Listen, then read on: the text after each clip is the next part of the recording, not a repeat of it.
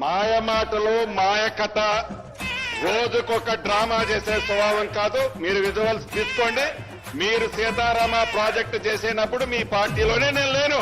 మీరు సీతారామ ప్రాజెక్టు చేసేటప్పుడు మీ పార్టీలోనే నేను లేను. ఏం మాట్లాడుతున్నారు?